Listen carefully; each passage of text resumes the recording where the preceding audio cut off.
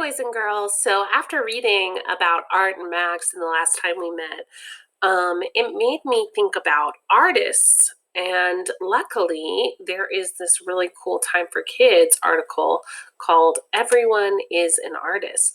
And so I think I'm going to read that. And as we can see in our table of contents, it starts on page 4.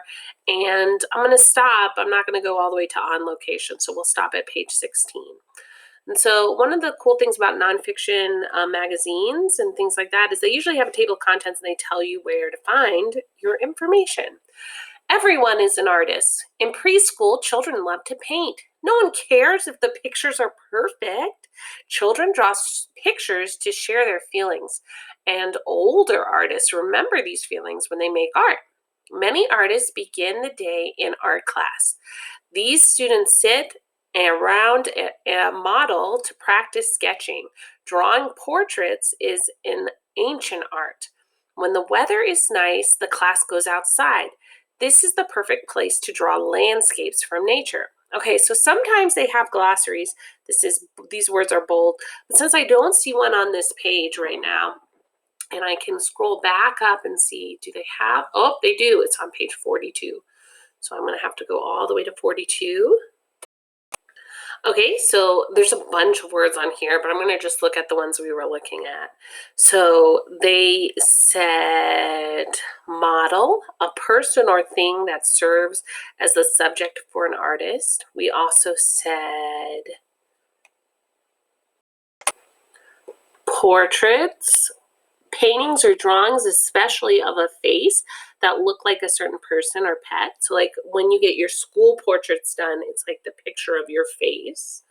And we said landscapes. So landscapes are pictures that show the view of an area or natural scenery. So if you take a picture of the outside land, that's your landscape. And if you painted a picture of the land outside, that would also be a landscape.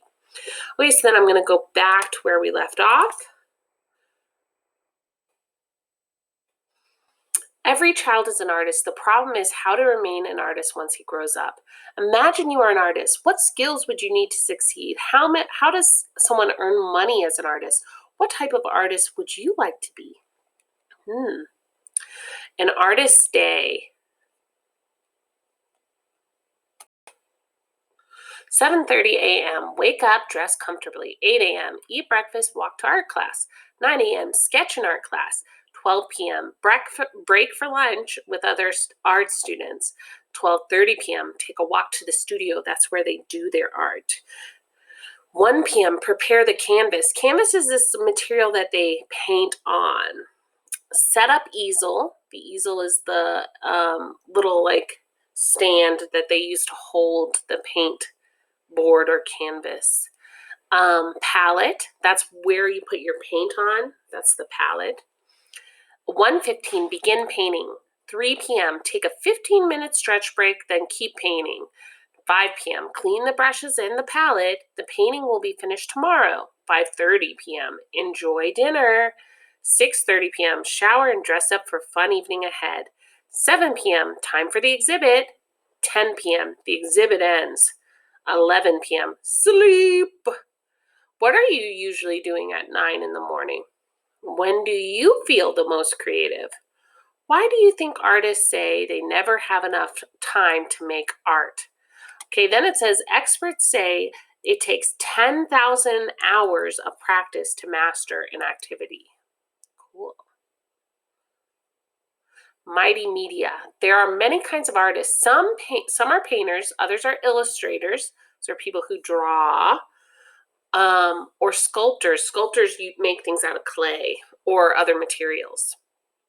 Each type of art uses different tools. The supplies are called the media. So if you use a pencil, you might be an illustrator. But if you use, let's say, paint, you might be a painter. Art can be made from anything. It can be made from wire, cardboard, or even sand at the beach. What matters is the art was made with care and imagination. During class, artists talk about what media they would like to try. Some want to use pencils and pens to draw. Others might want to use crayons or pastels and pens to draw. Others might use, I messed up. Others may use crayons or pastels to add color.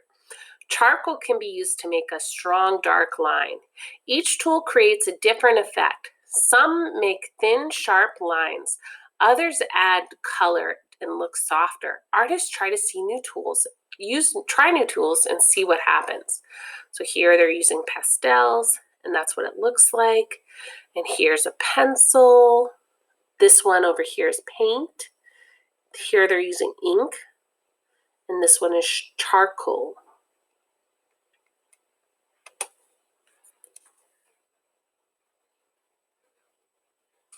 Other artists prefer to paint instead of draw. There are many kinds of paints. Watercolors are dry paints. Artists mix them with water to create washes of color. They are usually painted with soft brushes on paper. Acrylics are painted on canvases with firmer brushes. They can also be painted on wood with a small knife. It's just like frosting a cake. Acrylics are popular because they can be used in so many different ways. Oil paints are thick. Linseed oil is often mixed in to thin them. They take much longer time to dry than other paints. They are painted in layers, and every layer needs time to dry. Sculptures can be tiny or huge. They can be made from almost anything. The most popular sculpture materials are clay, bronze, and marble. Fabric, glass, and wood have also been used. These are just some of the media artists use to make art. And new ways of using media are always being tested. The terracotta warriors are more than 2,000 years old. These ancient Chinese sculptures are made of clay. This is also a sculpture. It's made out of different things found around the house. Art can be made from anything. Marcel Duchamp attached a bicycle wheel to a kitchen stool and called it art. Other artists have used candy, butter, leaves, even human hair to make art. Well, I know that some food is so beautiful we might call it art. Like people who make cakes and things. Not so trashy art. One person's trash can be another artist's treasure. That is why many artists use recycled materials. They use cardboard materials, plastic, pieces of cloth, and leather. Artists make paintings, jewelry, sculptures, toys, and furniture. Many people like to make art using trash. There is a recycled art program near Los Angeles, California. Trucks filled with clean, recycled supplies pull up to the school. Inside, kids can find odds and ends such as scraps of leather, bottle caps, and glittery paper to use them as art projects. Can you imagine the art that can be made from old bicycles? That is what two artists used to build this 65-foot tall sculpture. Just to give you an idea, I am 5'6", so that would be like 12 of me stacked on top of each other. Robert Bradford's Foo Foo 2 was made from thousands of old toys. Can you tell what was used to make this monster? Ooh, it's hard to tell. Maybe some needles, I think. I wonder what this green stuff is. It's kind of hard to see. It looks like a lot of really interesting things. All right.